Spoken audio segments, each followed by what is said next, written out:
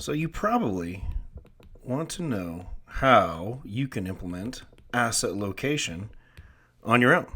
And let's discuss that. So we talked about in the article the different types of investments, and we've got, for example, your international and emerging.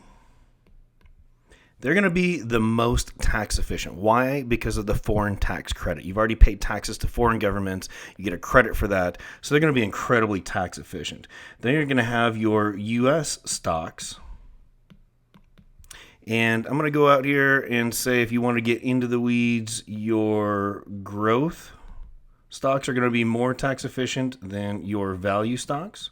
If you really want to get into the weeds, you can go down that road and look at every different subset of U.S. stocks.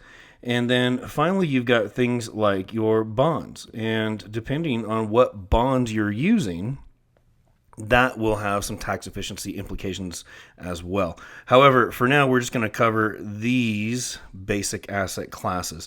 And real quick on the U.S. stocks, the value stocks are going to be less tax efficient than the growth because they typically will pay a higher dividend.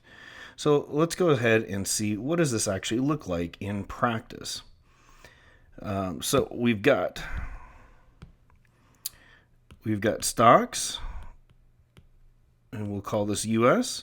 We've got international and emerging, and we've got bonds. And then we've also got these buckets. And so these buckets are your different investment accounts.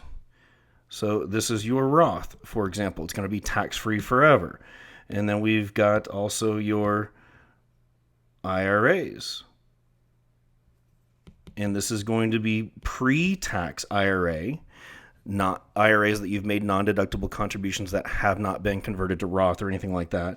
And possibly your 401k. But these are definitely going to be your taxable investments that are going to come out as ordinary income. And finally, we've got your taxable accounts.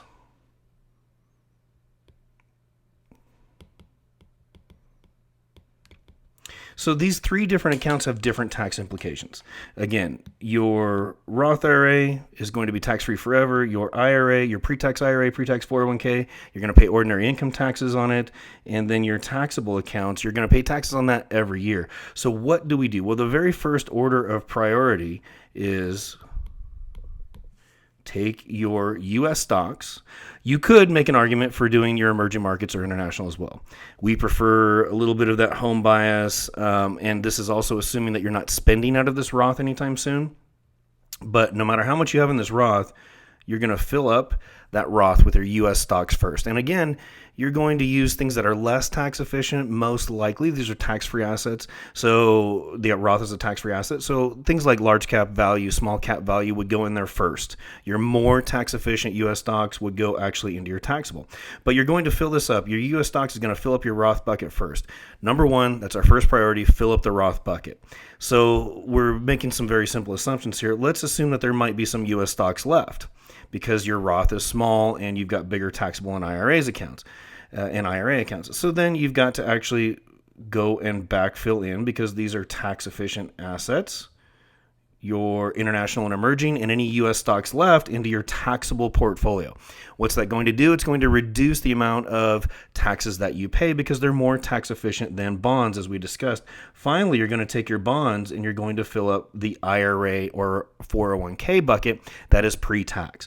Why? Because they grow slower. They don't pay as much over long periods of time because they have that guarantee to repay your interest or your interest income and your principal to you. So the interest income is also going to be taxable, so it's going to be less tax efficient for your taxable accounts.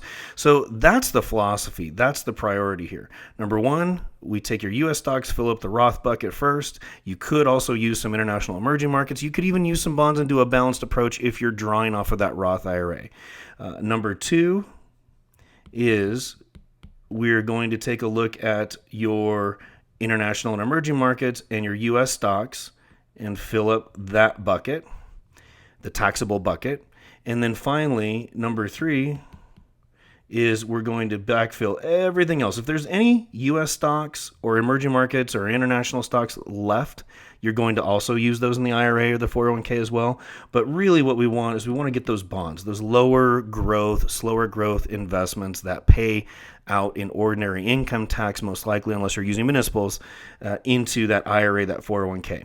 Why? There's a lot of reasons. The IRA, the 401k, it can grow slow. That's okay, because as it grows, you're going to pay taxes on appreciated amounts. As well, you've got the distributions from bonds that are actually going to be paying you in ordinary income versus qualified dividends and long-term capital gains, which you would get from U.S. stocks and international and emerging stocks.